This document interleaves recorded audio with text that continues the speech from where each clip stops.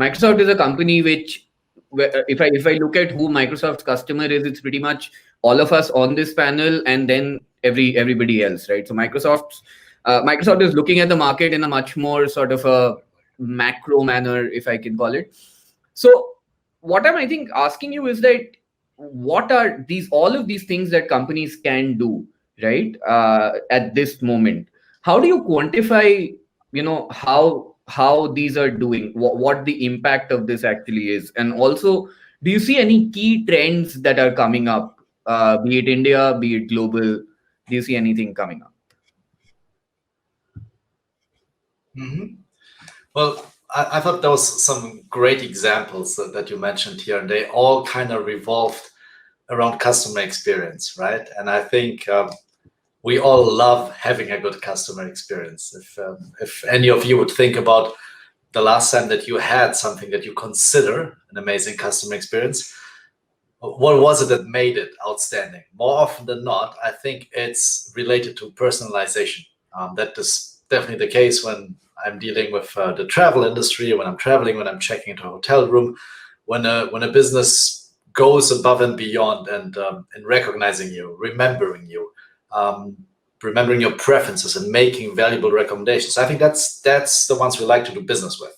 That's the ones we like to spend money on. That's the ones we talk about, and we tell friends and family about it. We get engaged, we're loyal. But you asked about how can we quantify that, right? And I think that customer experience can be something that seems a bit like this esoteric concept, where in reality, all it does is it drives engagement and it drives loyalty, and that in the end means it drives revenue. So there's a definitive connection between customer experience, providing that, and seeing the results of that in your bottom line. And I think what you have to do, and what many of you are doing, really from the stories that I hear, there's a big focus on data.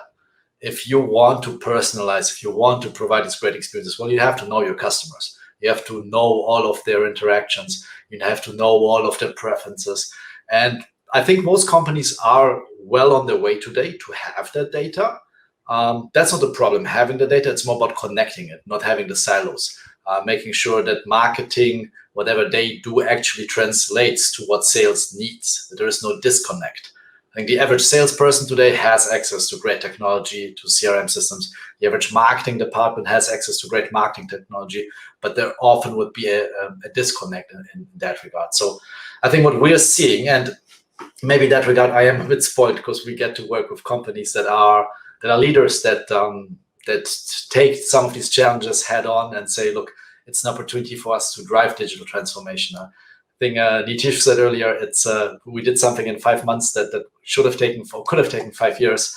Our CEO, Satya Nadella, said in our most recent earnings report, we've seen 2 years of digital transformation in 2 months. And that's what really we are seeing, these companies that are focusing on unifying customer data, creating views of their customers, that goes way beyond just CRM systems or marketing systems. They're taking this customer data platform approach, having that single view. And again, this is something that will be quantified, not just in, it's a feel-good, better customer experience. This has direct impact on the bottom line, on revenue, and on profitability of an organization. And do you see any key trends emerging, due to the pandemic, due to the fact that we have to suddenly adapt?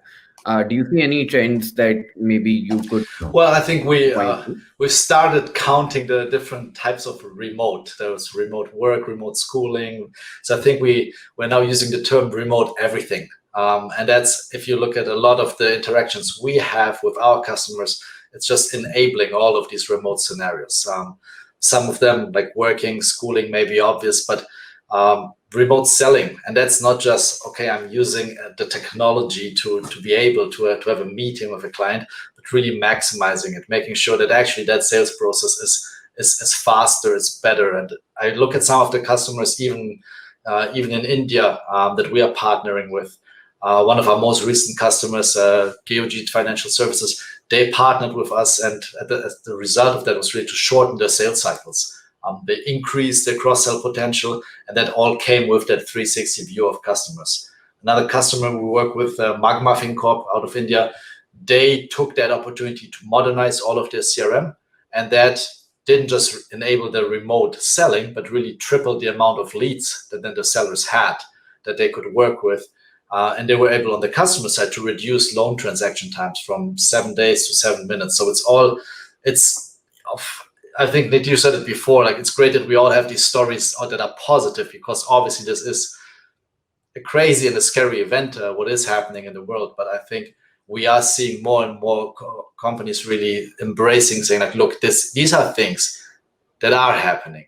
If you look at retailers, the move from bricks and mortar to online, that is happening, and now it's just accelerating. So we talk to retailers to tell us we've seen growth in the online space of 10%, 20%, and now it's 300%, because when there is no longer stores, when there is no longer face-to-face interaction, then your digital channel is the only place you have. And obviously then the experience there is even more important. That's why I keep coming back to that.